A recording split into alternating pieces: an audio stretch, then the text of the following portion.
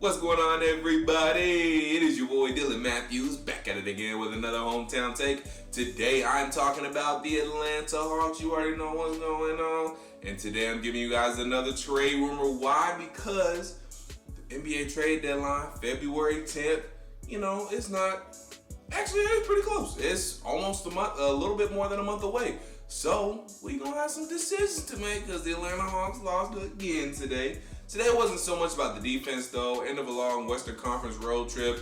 Offense wasn't really there as well. Nobody shot particularly well besides Bogey Bogdanovic. They were kind of out of gas, but they did hold the Clippers to 103 points. And I know saying holding a team to 103 points is a little crazy, but in today's NBA, 103 points isn't terribly bad actually. And for the Hawks, it's definitely good who were just giving up 136 to the LA Lakers. So not going off on that tangent today. This is about Jerami Grant. Before I talk about him though, and what the trade would be like and how we would manifest and all that good stuff, make sure you like this video, comment your thoughts, subscribe to the channel, check out the first link in my description box to buy me a coffee to help fuel this channel and help fuel the Atlanta Hawks to some more wins, because we definitely need them now at 17-22. Also, help fuel them to wanting to play some defense. That's what this trade is going to be about too, a little bit. So, buy me a coffee if you can. Also, check out the second link in my description box to subscribe to the Tough Calls podcast where me and girl SymoneWithTheSports and I are talking to your favorite former and current athletes, hosts, anchors, reporters, head coaches, all that good stuff. Listen to the pod, like the pod, download the pod, subscribe to the pod. You know what it is. Do all the same things so your friends can do all those things so your friends can do the same thing. Y'all know what I'm saying. Anywho, let's get right into the video. The Atlanta Hawks need defensive help. And I think one Jerami Grant from the Detroit Pistons could provide that. Jerami Grant don't want to be on the rebuilding Pistons. I know the Pistons just gave him a deal, but Pistons, Jerami Grant want to be on a contender. And I know the Atlanta Hawks aren't necessarily screaming contender right now, but they could be if we had a guy like Jerami Grant on the team, and we can give you, Detroit Pistons, a piece that I know you guys will really want. Think about Cade Cunningham, Cam Reddish, Killian Hayes. You guys would like that. Sadiq Bey. You guys would like that. That's a nice little core for y'all to build upon. Y'all putting a nice little starting to put a nice little starting five together if we give you Cam Reddish. We'll also throw in Danilo Gallinari because, guys, Cam Reddish and Danilo Gallinari, according to the Athletic, in their tweet that they put out, those are the two main dudes that could be on the chopping block in the trade block for this trade deadline, according to some sources the Athletic have. So if you guys think, dang, why are you always trying to trade Cam and Gallo? Well, according to the Athletic and their sources, that's who they think the Hawks are going to most likely trade, and that's who the Hawks have on the chopping block possibly. So if you're thinking, why is it always Cam and Danilo? Because it probably will be Cam and Danilo that get shipped off. So again, back to you, Detroit Pistons, in your front office. Cam Reddish, Danilo Gallinari, 4-1 Jerami Grant, and Trey Lyles. Give us them two, and you got yourself a deal. We're going to get into the trade machine here in a minute. But before we do that, let's talk about Jerami Grant a little bit.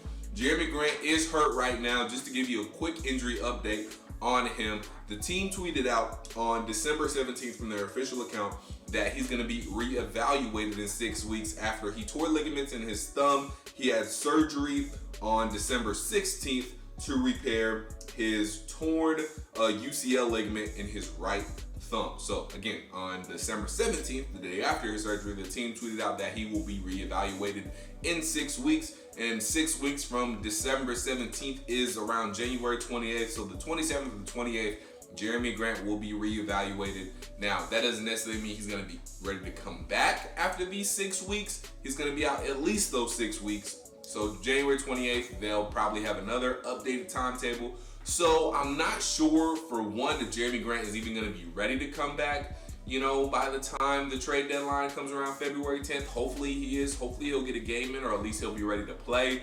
But not Travis Schlenk, but Alex Anthopoulos traded for injured Eddie Rosario, and we saw how that worked out for the Braves. They got themselves another ring. So hey, trading for an injured dude isn't always a bad thing. It's not always frowned upon. It worked for the Braves. It could work for the Hawks. Take a page out of Alex Anthopoulos' book, Travis Schlenk. Might do you a thing or two. Anywho, so we'll see about Jerami Grant's status. If we even do trade for him, he'll be close to coming back if we do trade him around the trade deadline. So I'm not too worried about that. Let's get into Jerami Grant's game though. Now that I've given you an injury update. This season, before he got hurt, averaging 20.1 points per game, 1.1 steals per game, 1.1 blocks, 4.8 rebounds, shooting 33% from three-point range and 41.4% from the field overall. He's a good corner three shooter. He's got a solid mid-range game. He can get to the basket. And before he got hurt, he was leading his team in shot attempts, free throw attempts, points, and he was second on the team in blocks, three-point shot attempts, and turnovers. So Jerami Grant was the dude. Like, he was the main dude, or, is kind of still the main dude. He's not now that he's injured. But before his injury, he was that dude in Detroit. He was the main scorer, the main, go-getter. He was that guy. He was the number one guy, the number one option in Detroit until he got hurt. In Atlanta, he doesn't have to be that. He has that ability, but he does not have to be that. He doesn't have to have that pressure on him to be that. And maybe that'll help him because he does have some things that he needs to work on. His decision making on offense and defense needs to be a little bit better. Defensively, he's pretty solid. He's athletic. He's big. He can guard 1 through 5. I was watching some film on here before I started this video. He can guard 1 through 5. He can guard guards. He can guard, guys like Pascal Siakam. He also can take on guys like KD and Giannis. Now, obviously going to be hard to neutralize. No one can truly stop KD and Giannis, but he can take on that assignment and still get you points on the other end. He can slow down guys like KD and Giannis. He's a really good defender. Like I said, he uses his size and athleticism to be able to guard 1 through 5. Very good on-ball defender. Off-ball, he needs a little work. He's pretty good, but he does get lost off-ball sometimes. But all around, very, very good defender. Now, like I said, he doesn't have to be the top dude in Atlanta. He can, he can have Trey, obviously Trey's going to take a lot of load off of him and what he was doing in Detroit. But, he can take a lot of load off of Trey in that same sentence. He's a solid rebounder as well. Can help Clint Capella and John Collins. He can block a lot of shots. He's a good chase down block dude. He recovers very well. He can help out. He can help out our defense if somebody gets by somebody. He can recover well for that person. Maybe get a nice block shot, or just help out defensively. He's a good rotator as well. Like I said, sometimes he does get lost in a little bit of off-ball coverage, but overall, very good defender. Jerami Grant is. So, like I said, doesn't have to worry about creating for others. He can more so worry about creating for himself. And he uses his length, athleticism to be able to guard 1 through 5. So he's a very versatile defender. Now, he does need to be more quick and decisive, like I said, making decisions on the offensive end. I was watching film on him, and there was a lot of times where, he would take a dribble handoff and where he needs to go right to the rim, make one dribble, maybe one change of direction move, get right to the rim, and he's very effective that way. He would take a step back, try to do some tricky dribbling, try to do a little too much, and then he forces up a bad shot. So that's one thing he does need to work on. Like I said, he does get a little lost off ball defensively sometimes, so that's also something he needs to work on. He's not very good in isolation by himself, but again, if he is being decisive the way he can be and the way he has shown in spurts this season, he gets the ball, maybe makes one move, starts to go to the basket, one change of direction move, get to the cup, and he can finish. That's where Jerami Grant is at his best, and he can bring a lot to the Atlanta Hawks, being able to really get his own shot. Like I said, not very good in ISO, but if he's getting right to the rim, he can be very good for this team. So I really like Jerami Grant as a player. He does have some things to work on, a little bit on both sides of the ball. Not too much, like I said, defensively. He's pretty what's the word I'm looking for? Polished defensively, but offensively he does need a little bit more work, but he doesn't have to do that much on the offensive end either way if he's with Atlanta, because we have Trae Young, we have Bogey Bogdanovic, we have Kevin Huerter, we have DeAndre Hunter whenever he comes back. We'll be okay offensively if Jerami Grant isn't putting up 20 points per game anymore, which he won't be because he won't be leading the team in shot attempts, probably not free throw attempts. Well, maybe, because he does like to get to the line. But still, he doesn't have to do too much on the offensive end. Really just need to focus on defense. And then on offense, he can hit a three here and there. We can drop a couple of plays for him, and he can do his thing. He's got a nice mid-range jumper as well. So I really like Jerami Grant to this team. Let me know what you guys think down below. I think he could be a really good fit.